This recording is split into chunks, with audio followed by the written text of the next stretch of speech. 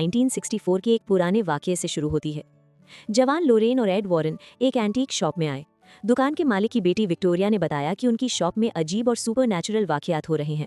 उसके वालिद हमेशा कहते थे कि उन्हें किसी की फुसफुसाहट सुनाई देती है। शुरू में विक्टोरिया ने सोचा कि शायद बुढ़ापे की वजह से ऐसा हो रहा है, लेकिन एक दिन जब वो बाथरूम गई, उसने देखा कि उसके वालिद ने खुद को लटका लिया था। उस दिन के बाद लगने लगा कि कोई बुरी रूह उसके साथ चिपक गई है। अब वो भी अजीब आवाजें सुनती थी और महसूस करती थी कि कोई उसे देख रहा है। उस वक्त लोरेन हामला थी, लेकिन फिर भी उसने मदद करने का फैसला किया। वो भर के अंदर उस जगह तक गई जहां उसे सबसे अजीब एनर्जी महसूस हुई। उसकी नज़र पुरानी चीज़ों के दरमियान एक अजीब पुरानी अलमारी पर पड़ी। वो एक पुरानी और अलग डिज़ाइन वाली ड्रेसिंग मिरर कैबिनेट थी। जैसे ही उसने उसका कवर खोला, एक बहुत खौफनाक एहसास हवा में फैल गया। ऐसा लगा जैसे उसके अंदर कोई बुरी रूह छुपी हुई हो। लोरेन ने खुद को संभाला और धीरे से आईने के पास गई। कुछ लम्हों बाद उसने अपना हाथ आईने पर रख दिया। जैसे ही उसकी उंगली ठंडी शीशे को लगी, उसने देखा कि आईने में उसका अपना चेहरा बदल गया है। उसकी आंखें अंधेरी और डरावनी लगने लगी। फिर एक तेज हवा चलने लगी और अजीब यादें उसके जहन में भरने लगी। शौक और बुरी ताकत के असर से लोरेन अचानक बेचैन हो गई, जैसे अगले ही पल बेहोश हो जाएगी। एड फौरन उसकी तरफ दौड़ा और उसे अस्पताल ले गया। जब डिलीवरी के लिए ऑपरेशन रूम तैयार था, अचानक सर्जरी रूम की लाइट्स झिलमिलाने लगी। लॉरेन ने फिर से वही ठंडी और खौफनाक मौजूदगी महसूस की। असल में लॉरेन एक गोस्ट हंटर थी, लेकिन साफ था कि आईने में छुपी बुरी रूह अब भी उसका पीछा नहीं छोड़ रही थी। अचानक बिजली चमकी और उस रोशनी ने पूरे ऑपरेशन रूम को रोशन कर दिया। लॉरेन ने सर उठाया और देखा कि छत के अंधेरे से एक हाथ बाहर निकल रहा है और साथ में छत में मॉन्स्टर नजर आ रहा है। डर इतना ज्यादा था कि उसकी सांस रुकने लगी। डिलीवरी का दर्द और बुरी रूह का खौफ दोनों मिलकर उसे कमजोर कर रहे थे। इसी मुश्किल वक्त में एड फौरन ऑपरेशन रूम में आ जाता है। शौहर को देखते ही लॉरेन का कुछ डर कम हो जाता है। उसने हिम्मत और पूरी ताकत से डिलीवरी में साथ दिया, लेकिन जैसे ही बच्चा दुनिया में आता है, डॉक्टर ने कहा कि बच्चे की हार्ट बीट नहीं मिल रही। लॉरेन मायूसी में जोर से चिल्लाई और अपने बच्चे को बचाने की जिद की। जैसे ही उसने बच्चे को गले लगाया, अचानक बच्चे ने जोर से रोना शुरू कर दिया। उस लम्हे हस्बैंड वाइफ और बच्चे ने ठंडे ऑपरेशन रूम में एक दूसरे को गले लगा लिया। लॉरेन ने अपनी इस मुश्किल से पैदा होने वाली बेटी का नाम जूडी रखा। छोटी जूडी वॉरेन फैमिली की मोहब्बत में धीरे धीरे बड़ी होने लगी। लॉरेन ने महसूस किया कि जूडी ने भी उसकी तरह अजीब चीजें देखने की सलाहियत, पावर हासिल कर ली है। वो भी उन डरावनी रूहों को महसूस कर सकती थी। इसलिए लॉरेन ने उसे हिफाजत के लिए एक छोटी सी चीज दी जो बुरी रूहों को दूर रखे। वक्त गुजरता गया, लॉरेन ओल्ड और जूडी जवान हो गई। एड और लॉरेन ने फैसला किया कि अब वो पैरानॉर्मल केसेस लेना बंद कर देंगे, लेकिन वो पुराना आईना जो सालों से चुप था, दोबारा उनकी जिंदगी में वापस आ गया। अब कहानी 1986 में पहुंचती है। स्मॉल फैमिली पेंसिल्वेनिया शिफ्ट होती है ताकि नई जिंदगी शुरू कर सके। उनकी बड़ी बेटी हेदर को एक तोहफा मिलता है, वही पुराना एंटीक मिरर जो 22 साल से बंद पड़ा था। जैसे ही आईना घर में आता है, घर का कुत्ता अचानक जोर जोर से भौंकने लगता है। वो आईने की तरफ देखकर लगातार परेशान होता रहता है, लेकिन फैमिली बर्थडे सेलिब्रेशन में बिजी होती है और किसी को इस बात का एहसास नहीं होता। हेदर गहरी सांस लेती है और केक की कैंडल्स बुझाने लगती है। तभी सारी कैंडल्स अचानक खुद ही बुझ जाती है। सब हंसकर समझते हैं कि किसी ने मजाक किया होगा, लेकिन जब हेदर केक काटने लगती है, छत का एक हिस्सा लाइट अचानक नीचे गिर पड़ता है। खुशकिस्मती से हेदर को सिर्फ हल्की सी चोट लगती है। सब समझते हैं कि ये सिर्फ पुराने घर की वजह से हुआ है, मगर असल में उनका असली खौफनाक सपना अभी शुरू हुआ था। दूसरी तरफ रिटायरमेंट के बाद भी वॉरेन कपल पूरी तरह नहीं रुका था। वो यूनिवर्सिटीज में जाकर सुपरनैचुरल केसेस पर लेक्चर्स देते थे। जो काम पहले एडवेंचर लगता था, अब एक बोझ जैसा महसूस होता था। लेक्चर्स के दौरान एक लड़की ने लॉरेन और एड से पूछा गया कि अब नए हॉन्टेड केसेस क्यों नहीं लेते, तो दोनों ने कहा कि अब वो सिर्फ अपनी फैमिली पर तवज्जो देना चाहते हैं। लेक्चर के बाद फैमिली रेस्टोरेंट में खाना खाने गई। खुशगवार माहौल के दरमियान लॉरेन अचानक परेशान हो गई। उसे हवा में फिर वही बुरी रूह की पहचानी हुई ठंडक महसूस हुई। ये साफ इशारा था कि कोई ईविल स्पिरिट करीब है। उसने देखा कि जूडी के होठों से अजीब अल्फाज निकल रहे हैं। लॉरेन समझ गई कि जूडी की सेंसिटिविटी फिर से एक्टिव हो रही है। उसने फौरन बेटी का हाथ पकड़ लिया। उसकी हिफाजत और माँ की मोहब्बत की ताकत धीरे धीरे फैल गई और उससे करीब आती बुरी रूह दूर हट गई। दूसरी तरफ स्मॉल फैमिली ने पिछली रात की अजीब बातों को लगभग भुला दिया था।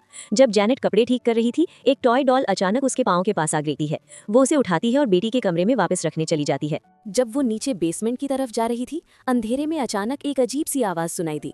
जैनेट का दिल जोर से धड़का और उसने फौरन बेसमेंट की लाइट ऑन कर दी, लेकिन खाली कमरे में सिर्फ पुराना सामान पड़ा था। उसने खुद को तसल्ली दी कि शायद थकान की वजह से उसे वहम हुआ है। वापस ऊपर आकर वो फोन पर अपनी दोस्त से बात करने लगी। अचानक फोन की तार पीछे से जोर से खींच ली गई। उसने सोचा शायद बच्चों की शरारत होगी, लेकिन जब उसने देखा कि बच्चे दूसरे कमरे से भागकर आ रहे हैं, तो वो डर गई। फोन की तार खुद ब खुद एक खाली कमरे की तरफ घसीटी जा रही थी। जैनेट फौरन उस कमरे की तरफ गई और लाइट ऑन की। कमरा बिल्कुल खाली था, सिर्फ फोन जमीन पर पड़ा था। उस लम्हे उसके दिल में बहुत बुरा एहसास जग गया। अब उसे समझ आने लगा कि कल रात का वाकया सिर्फ एक्सीडेंट नहीं था। इसी वक्त ऊपर छोटी बेटी कैरन के कमरे में पहले वाला टॉय डॉल गायब हो गया। कैरन हल्की सी आवाज का पीछा करते हुए बगल वाले कमरे तक गई। उसने देखा कि वो डॉल जमीन पर रेंग रहा था। जैसे ही डॉल ने कैरन की नजर महसूस की, वो रुक गया। फिर उसने सर घुमाया और धीरे धीरे हवा में तैरने लगा। रात को जैक घर आया और उसे आज के सारे अजीब वाकयात बताए गए, लेकिन उसने इस सब को ज्यादा सीरियस नहीं लिया और समझा कि सब लोग ज्यादा डर रहे हैं। डिनर के बाद हेदर अपने कमरे में बैठी थी और उसकी नजर बार बार उस पुराने मिरर पर जा रही थी। मिरर पर बनी बच्चे की मूर्ति और भी ज्यादा डरावनी लग रही थी। उसकी खाली आंखों में अजीब बुरी एनर्जी महसूस हो रही थी। उसकी बहन डॉन ने भी कहा कि उसे ये मिरर बिल्कुल पसंद नहीं। दोनों ने मिलकर फैसला किया कि इस मिरर को घर से बाहर फेंक देना चाहिए। अगली सुबह वर्कर्स ने मिरर को उठाकर गार्बेज ट्रक में डाल दिया। ट्रक चलने के साथ ही मिरर टुकड़े टुकड़े हो गया। लेकिन उसी वक्त घर के अंदर डॉन को अचानक बहुत तेज मतली महसूस हुई। वो जोर जोर से खांसने लगी, जैसे कुछ उसके गले में अटक गया हो। जब सबने सिंक में खून और शीशे के टुकड़े देखे, सब घबरा गए। हेदर को फौरन याद आया कि कल रात उन्होंने वही मिरर फेंक दिया था। जैक ने फौरन एक लोकल प्रीस्ट को बुलाया ताकि वो मदद कर सके, लेकिन प्रीस्ट के पास इतना सबूत नहीं था कि वो कह सके कि घर में वाकई बुरी रूह है। इसका मतलब था कि फैमिली को इसी घर में रहना पड़ेगा। डॉन अब रोज के डर को बर्दाश्त नहीं कर पा रही थी। वो उठकर जैक से झगड़ा करने लगी, फिर गुस्से में टेबल छोड़कर चली गई। सबको संभालने के बाद जैक अपने कमरे में आया। जैसे ही वो सोने लगा, उसने बेड के कोने पर एक डरावना टेढ़ा चेहरा देखा। वो चेहरा सीधा उसकी तरफ घूर रहा था। जैक का पूरा जिस्म जम गया, जैसे कोई उसे रोक रहा हो। फिर उसका जिस्म धीरे धीरे हवा में उठने लगा और मिरर के रिफ्लेक्शन में 2 हाथ उसका गला दबा रहे थे। दूसरी तरफ हेदर लिविंग रूम में वीडियो रिकॉर्डिंग देख रही थी। वो देखना चाहती थी कि उसकी बर्थडे पार्टी में कैंडल्स किसने बुझाई थी। वो बार बार वीडियो रिवाइंड करके देखने लगी। जैसे ही उसने वीडियो पॉज की, कैंडल्स बुझने वाले लम्हे पर सब रुक गया। स्क्रीन पर उसके पास एक डरावना घोस्ट फेस नजर आया। अब साफ था कि कैंडल्स किसी इंसान ने नहीं, बल्कि उस ईविल स्पिरिट ने बुझाई थी। इसी वक्त बाहर से गुजरती गाड़ी की लाइट ने पूरे लिविंग रूम को रोशन कर दिया। हेदर को महसूस हुआ कि कमरे में कोई और भी मौजूद है। चीज की आवाज सुनकर जैनेट ने नींद से आंख खोली। उसने देखा कि उसका शौहर जैक हवा में लटक रहा है। उसकी चीखों के साथ जैक जोर से नीचे गिर गया। जैनेट ने फौरन देखा कि वो जिंदा है और उसकी तरफ दौड़ी। फिर उसने जमीन पर बैठी बेटी हेदर को गले लगाया और पूछा क्या हुआ। हेदर कांपते हुए बोली कि इस घर में कोई और भी है। जैनेट ने फौरन लिविंग रूम की सारी लाइट्स ऑन कर दी, लेकिन कमरा बिल्कुल खाली था। सिर्फ उनकी फैमिली ही वहां मौजूद थी। इसी लम्हे जैक को यकीन हो गया कि घर में वाकई कोई बुरी रूह है। रास्ता बंद देखकर जैक ने मीडिया को फोन किया और रिपोर्टर्स को घर बुला लिया ताकि उनके घर में हो रही सुपरनैचुरल चीजों की कवरेज हो सके। इसके बाद स्मर्ल फैमिली अक्सर टीवी शोज पर नजर आने लगी। कैमरा के सामने उनके चेहरों पर थकान, आंखों के नीचे डार्क सर्कल्स और हर लफ्ज में डर साफ नजर आता था। वो बार बार मदद की अपील करते और कहते कि कोई उन्हें इस खौफनाक ख्वाब से बचाए। फादर गॉर्डन ने भी स्मर्ल फैमिली का केस नोटिस किया। उन्होंने वॉरेन कपल से दरख्वास्त की कि वो आकर इस मामले की जांच करें, लेकिन एड और लोरेन ने मना कर दिया क्योंकि वो रिटायरमेंट ले चुके थे और अब मजीद पैरानॉर्मल केसेस नहीं लेते थे। फादर गॉर्डन ने इस बात को समझा क्योंकि इस वक्त वो अपनी बेटी जूडी की शादी की तैयारी में मसरूफ थे। इसी दौरान जूडी अपने कमरे में बचपन की तस्वीरें देख रही थी। अचानक उसके पीछे हल्की सी आवाज आई। उसने मुड़कर देखा तो कमरे के कोने में रॉकिंग चेयर अपने आप हिल रही थी और उस पर एनाबेल डॉल बैठी थी, चेहरे पर अजीब सी मुस्कुराहट के साथ। जूडी का दिल जोर से धड़का और उसने फौरन दुआ पढ़ना शुरू कर दिया। कमरे में रोशनी हुई तो उसने सुकून का सांस लिया। इसी वक्त उसका बॉयफ्रेंड टोनी आया और उसे डरा दिया। जूडी की घबराहट देखकर टोनी ने पूछा क्या हुआ, मगर जूडी ने सुपरनैचुरल चीजों का जिक्र नहीं किया क्योंकि उसे डर था कि टोनी उसे अजीब समझेगा। तब लोरेन अंदर आई और दोनों की बात रोक दी। उसे मालूम था कि जूडी कुछ दिनों से बुरे ख्वाबों से परेशान है, इसलिए उसने कहा कि वो अपने डर को खुद पर हावी ना होने दे। अगले दिन जूडी जब वेडिंग ड्रेस ट्राई कर रही थी और ड्रेसिंग रूम में अकेली थी, छोटी सी जगह ने उसकी क्लॉस्ट्रोफोबिया को ट्रिगर कर दिया। वो अपने आप को शीशे में देखकर तेज सांसें लेने लगी। अचानक ड्रेसिंग रूम का दरवाजा खुला। पहले उसे लगा कि शायद स्टाफ मदद के लिए आया है, लेकिन अगले ही पल एक धुंधला सा साया सीधा उसके पास आ गया। फिर पर्दे के नीचे से एक तेज और खौफनाक हंसी की आवाज आई। जूडी को फौरन एहसास हुआ कि कुछ गलत है। अचानक पूरा कमरा अंधेरे में डूब गया और वही ईविल स्पिरिट जो स्मर्ल फैमिली के घर में थी उसके सामने आ गई। उसका चेहरा बहुत ही डरावना लग रहा था। जूडी ने फौरन दुआ पढ़ना शुरू की ताकि उसे दूर कर सके, लेकिन इस बार दुआ का असर कमजोर था और स्पिरिट रुक नहीं रही थी। जब उसका हाथ जूडी के चेहरे के करीब पहुंचने लगा, तब अचानक लाइट वापस आ गई। जूडी ने संभलकर खुद को देखना, मगर शीशे में उसका अपना चेहरा बहुत ज्यादा बिगड़ा हुआ नजर आया। फिर मिरर के अंदर वाली जूडी ने शीशा तोड़कर उसका गला पकड़ लिया। सांस रुकने लगी और वो चीख उठी। आवाज सुनकर लोरेन दौड़ी हुई आई और बेटी को गले लगाकर संभाला। इसी दौरान फादर गॉर्डन पेंसिल्वेनिया पहुंच चुके थे। उन्होंने देखा कि मिसेस स्मर्ल को हॉस्पिटल ले जाया जा रहा है। इससे उन्हें समझ आ गया कि मामला बहुत सीरियस है। फैमिली की कहानी सुनने के बाद फादर गॉर्डन ने होली वाटर लेकर घर की जांच शुरू की। जब वो बेसमेंट की सीढ़ियों पर पहुंचे तो होली वाटर की एक बूंद जमीन पर गिरते ही धुआं उठने लगा। फादर गॉर्डन समझ गए कि घर में वाकई बुरी रूह का असर है। वो फौरन चर्च की तरफ निकले ताकि ऑफिशियल एक्सॉर्सिज्म की इजाजत ले सके, लेकिन बिशप उस वक्त चर्च में मौजूद नहीं था, इसलिए फादर गॉर्डन को इंतजार करना पड़ा। इसी दौरान उन्होंने महसूस किया कि उनकी नाक से खून निकल रहा है और बाहर बिजली की तारें अजीब तरीके से हिलने लगी। उन आवाजों ने फादर गॉर्डन की तवज्जो अपनी तरफ खींच ली। जैसे ही उन्होंने मुड़कर बाहर देखा, असल में ऑफिस डेस्क के सामने बैठी सेक्रेटरी अचानक गायब हो गई। फादर गॉर्डन खड़े होकर उसे ढूंढने लगे। इतने में डेस्क पर रखा फोन बज उठा। फादर गॉर्डन ने फोन उठाया। दूसरी तरफ जूडी की आवाज थी, लेकिन उसके पूरा पूछने से पहले ही उनकी आंखों के सामने अंधेरा छा गया और होश धुंधलाने लगा। धुंधली सी हालत में उन्होंने बिशप के ऑफिस का दरवाजा धीरे धीरे खुलता देखा। अगले ही लम्हे दरवाजा जोर से फटकर खुल गया और फादर गॉर्डन डरकर भागने लगे। मगर जब वो मेन गेट तक पहुंचे तो भारी दरवाजा खुद ब खुद बंद हो गया। पूरा कमरा अंधेरे में डूब गया। समझ गए कि ये किसी बुरी रूह का काम है। फादर गॉर्डन ने सलीब निकाली। वो कांपते हुए बाइबल की आयत पढ़ने लगे ताकि उस शैतानी ताकत का मुकाबला कर सकें।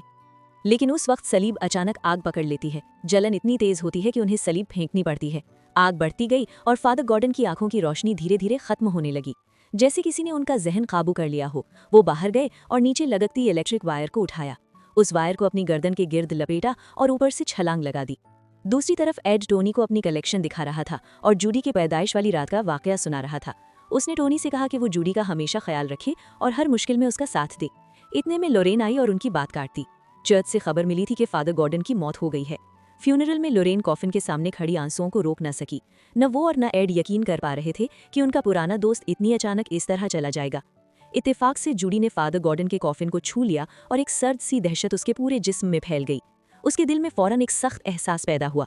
वो फौरन बिशप के पास गई और कांपते हुए पूछा कि फादर गॉर्डन की मौत कहाँ हुई थी। जब पता चला कि वो पेंसिल्वेनिया में मरे तो उसका दिल जोर से धड़का। उसे समझ आ गया कि जिस बुरी रूह को वो देख रही थी उसका फादर गॉर्डन की मौत से गहरा ताल्लुक है। घर लौटकर लोरेन पिछले तमाम वाकयात के बारे में सोचने लगी। उसने किचन के सिंक का पानी खोला, मगर पानी अजीब सा रुक गया। हाथ डाला तो जूडी का पहना हुआ लॉकेट निकला। फिर उसने देखा कि सिंक का साफ पानी खून में बदल चुका है। डर के मारे उसका हाथ कांप गया और लॉकेट दोबारा सिंक में गिर गया। अगले ही पल खून उबलकर बाहर निकलने लगा और पूरी किचन के फर्श पर फैल गया। तभी एड अंदर आया और सब कुछ गायब हो गया। लोरेन का बिल घबरा गया और उसे जूडी की फिक्र होने लगी। जैसे ही दरवाजा खोला, टोनी बाहर परेशान खड़ा था। उसने बताया कि जूडी अकेली पेंसिल्वेनिया चली गई है। ये सुनते ही वॉरेन कपल फौरन गाड़ी लेकर वहां पहुंच गए। उस वक्त स्मर्ल फैमिली के घर के बाहर मीडिया का हुजूम लगा हुआ था। जैसे ही वॉरेन कपल गाड़ी से उतरे, रिपोर्टर्स उन पर टूट पड़े, लेकिन वो किसी सवाल का जवाब देने के मूड में नहीं थे। उनकी सिर्फ एक फिक्र थी, अपनी बेटी को ढूंढना। वो भीड़ चीरकर घर के अंदर गए। अंदर जाते ही लोरेन ने वही पुरानी बुरी रूह वाली सर्द हवा महसूस की। इसी बेचैनी में जूडी अचानक कमरे से बाहर आई। बेटी को ठीक देखकर लोरेन का बोझ हल्का हुआ। वो उसका हाथ पकड़कर फौरन वहां से निकलना चाहती थी, लेकिन जूडी ने हाथ छुड़ा लिया और कहा कि वो यहाँ से नहीं जाएगी। उसने कहा कि वो इस फैमिली को इस बुरी रूह के हवाले नहीं छोड़ सकते। जूडी की आंखों में जज्बा देखकर वॉरेन कपल ने एक दूसरे को देखा और फिर गाड़ी से अपना सामान निकालकर इन्वेस्टिगेशन शुरू करने का फैसला कर लिया। जूडी ने टोनी को फ्यूनरल में देखी हुई अपनी विजन बताई और कहा कि उसने फादर गॉर्डन की मौत का पूरा मंजर देखा था। इसीलिए जूडी यहाँ सच ढूंढने के लिए आई थी। टोनी ने ये सुनकर कहा कि ये बात अपनी माँ को जरूर बताओ, क्योंकि सिर्फ वो ही बुरी रूह का मुकाबला कर सकती है। उस वक्त लोरेन घर के अंदर उस शैतानी रूह को ढूंढ रही थी। जूडी आगे बढ़ी और उसकी एक तस्वीर ले ली। ये पहली बार था जब उसने अपनी माँ को इतनी संजीदगी से काम करते देखा। अचानक ऊपर से आवाज आई जिसने दोनों की तवज्जो खींच ली। लोरेन ने फौरन जूडी को वहीं रुकने को कहा और खुद ऊपर चली गई। माँ के जाते ही जूडी को महसूस हुआ कि उसके पीछे कुछ हिला है। मुड़कर देखा तो कैरोलिन की डॉल उसकी तरफ रेंग रही थी। डॉल अपना जिस्म मोड़कर अजीब सी बच्चे जैसी आवाज निकाल रही थी। जूडी जमीन पर पड़ी डॉल को घूर ही रही थी कि इतने में कैरोलिन अचानक आ गई और जूडी डर गई। दूसरी तरफ लोरेन जब सेकंड फ्लोर पर पहुंची तो उसकी नजर जैक के बिस्तर पर पड़ी। उसने झुककर देखा कि मैट्रेस की स्प्रिंग्स अजीब तरह दब चुकी थी और अगले ही लम्हे उसने बिस्तर पर एक बुरी रूह को लेटे देखा। जैसे ही उस रूह को लोरेन की मौजूदगी का एहसास हुआ, वो गायब हो गई। तभी पीछे से एक स्याह साया तेज रफ्तारी से गुजरा। लोरेन फौरन उसके पीछे भागी और दीवार को छू लिया। उस लम्हे पुरानी यादें तूफान की तरह उसके जहन में भर गईं। उसने एड को बताया कि इस घर में 3 रूहों का साया है। पहले यहाँ एक खेत हुआ करता था, खेत के मालिक ने शक में अपनी बीवी और माँ को कुल्हाड़ी से कत्ल कर दिया था। लेकिन ये 3 रूहें असल खतरा नहीं थी, इनके पीछे एक और भी ज्यादा खौफनाक कुव्वत थी। वो इन 3 रूहों को इस्तेमाल करके स्मर्ल फैमिली को डरा रही थी, मगर चंद महीनों से उसने उन्हें सीधा नुकसान नहीं पहुंचाया, जैसे वो किसी खास चीज का इंतजार कर रही हो। इसी दौरान नीचे जूडी ने अपनी माँ की आवाज सुनी। बिना सोचे समझे वो सीधा एटिक की तरफ चली गई। वहां उसने पुरानी एटिक का दरवाजा खुला देखा। वो टॉर्च लेकर ऊपर चढ़ी और इधर उधर देखने लगी। कोने में उसने वही आईना देखा जो पहले फेंका गया था। टूटे हुए शीशे को देखकर जूडी ने हाथ बढ़ाया। अचानक एक चौक का टुकड़ा उसके पास गिर गया। जूडी ने कांपते हुए टॉर्च ऊपर की तरफ की और देखा कि छत पर चौक से लिखा था, डू यू मिस मी। अगले ही पल एटिक की तमाम चीजें जोर जोर से हिलने लगी। डर से कांपती जूडी फौरन नीचे भागी, मगर पीछे से किसी ने उसका नाम पुकारा। वो उस आवाज के पीछे अंधेरे कमरे में देखने लगी और एक कोने में एनाबेल चुपचाप बैठी हुई थी। बेटी की चीख सुनकर लोरेन फौरन भागी हुई आई। जूडी ने कांपते हुए कहा कि बुरी रूह एटिक में छुपी है। लोरेन ने 22 साल पुराने उस आईने को देखा और फौरन समझ गई कि बात बहुत सीरियस है। ये उनका सबसे पहला पैरानॉर्मल केस था।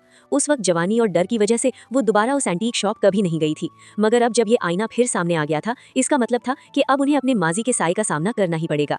फिलहाल सबसे बेहतर रास्ता ये था कि आईने को सील कर दिया जाए। एड ने फैसला किया कि वो इसे अपने घर के हॉन्टेड कलेक्शन रूम में बंद करेगा। उसने टोनी को जिम्मेदारी दी कि सुबह होने से पहले आईना घर तक पहुंचाए। एक बार ये काम शुरू हो गया तो वापस मुड़ने का रास्ता नहीं था। उठाते वक्त एड ने सबको ग्लव्स पहनने की सख्त हिदायत दी। उसने कहा कि कोई भी सीधा आईने को हाथ ना लगाए, वरना शैतानी रूह इंसान के अंदर घुस सकती है। सबने एहतियात से आईने को कपड़े में लपेटा, फिर टेप से मजबूत बांधा और आहिस्ता से उठाया। लेकिन चंद कदम चलने के बाद जैक की सांस फूलने लगी। उसने महसूस किया कि आईना लगातार भारी होता जा रहा है। एड ने कहा कि ये उसके अंदर की बुरी रूह का असर है। इतने में टेप धीरे धीरे खुलने लगी। जैक ने जल्दी नीचे उतरने की कोशिश की, मगर एक गायबी ताकत ने कपड़ा हटा दिया और शीशा सामने आ गया। जैक ने घबराकर आईने में देखा और उसने बुरी रूह का खौफनाक चेहरा सामने देख लिया। इस खौफ ने फौरन उसके पूरे जिस्म को जमा दिया। एड ने फौरन उसे संभालने की कोशिश की, लेकिन जैक पूरी तरह डर के कब्जे में आ चुका था। उसका पैर फिसला और वो एटिक से नीचे गिरने लगा। एड ने फौरन आईने का किनारा मजबूती से पकड़ लिया ताकि उसे बचाया जा सके। आईने का वजन लगातार बढ़ता गया और आखिरकार वो एड के हाथ से फिसलकर एटिक से नीचे गिर गया। दूसरी तरफ जूडी की हालत और भी खराब होती जा रही थी। बिल्कुल फादर गॉर्डन की तरह उसकी नाक से लगातार खून बहने लगा।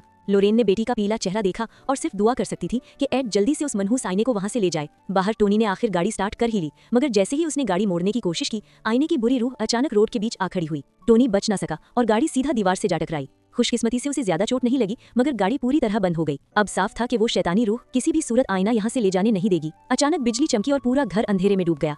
लोरेन जब कमरे में वापस आई तो देखा जूडी बिस्तर पर नहीं थी। अंधेरे में उसे हल्की सी लोरी जैसी आवाज सुनाई दी। मुड़कर देखा तो जूडी कोने में खड़ी थी। उसका चेहरा बिल्कुल बदल चुका था। मासूमियत की जगह एक खौफनाक मुस्कुराहट थी। उस वक्त लोरेन को समझ आया कि शुरू से बुरी रूह का निशाना वो खुद नहीं बल्कि जूडी थी। जब वो उसके पेट में थी तब से पोजेस जूडी ने घर के अंदर तबाही मचानी शुरू कर दी। सब लोगों के सामने उसके होठों पर एक डरावनी मुस्कान थी।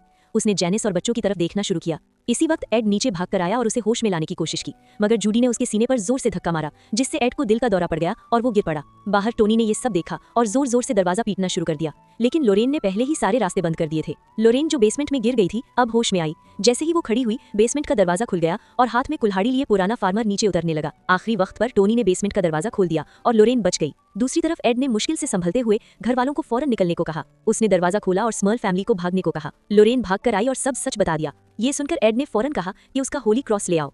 तीनों जल्दी से एटिक की तरफ भागे। वहां देखा जूडी रस्सी से लटकी हुई थी और बुरी तरह तड़प रही थी। एड और लोरेन उसे बचाने के लिए आगे बढ़े, मगर लोरेन ने उन्हें रोक दिया। टोनी ने हिम्मत करके आगे बढ़कर जूडी का जिस्म संभाला।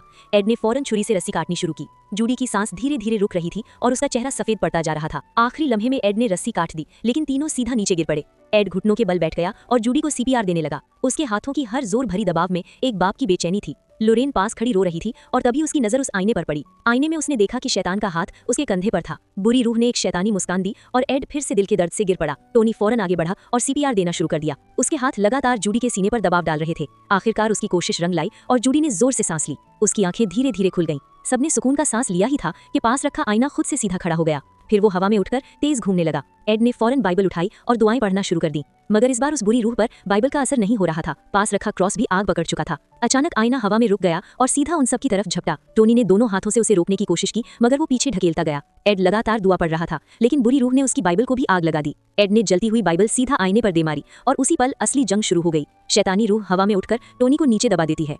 जैसे वो चाहती हो कि सब अपने प्यारों को मरते हुए देखें। लग रहा था कि अब कोई भी इस बुरी रूह को नहीं रोक सकता। इसी मायूसी में लोरेन आगे बढ़ी और जूडी को गले लगा लिया। उसने समझा कि अकेले वो इस शैतान का मुकाबला नहीं कर सकती, इसलिए उसने जूडी को कहा कि अपनी रूहानी ताकत को पूरी तरह जगाए और अपने अंदर के डर का सामना करे। माँ और बेटी ने एक साथ अपने हाथ आईने पर रख दिए। आईने के अंदर से बुरी रूह की चीख निकली। पूरी फैमिली की एकजुट ताकत के सामने आईना जोर से टूट गया और वो शैतानी रूह हमेशा के लिए खत्म हो गई। एड ने उस टूटे हुए आईने को अपने हॉन्टेड कलेक्शन रूम में बंद कर दिया। सब कुछ खत्म होने के बाद जूडी और टोनी की शादी हो गई। एक शांत लम्हे में लोरेन ने एड का हाथ पकड़ा और अपनी आखिरी रूहानी विजन बताई। उसने देखा कि वो दोनों अपने पोतों के साथ खुश जिंदगी गुजारेंगे और फिर भी दुनिया भर में जाकर लोगों को बुरी रूहों से बचाते रहेंगे। वो हमेशा साथ लड़ते रहेंगे, हर मुश्किल में एक दूसरे का सहारा बनकर, जिंदगी के आखिरी लम्हे तक। और उनकी कहानी का अंजाम मोहब्बत और सुकून के साथ होगा।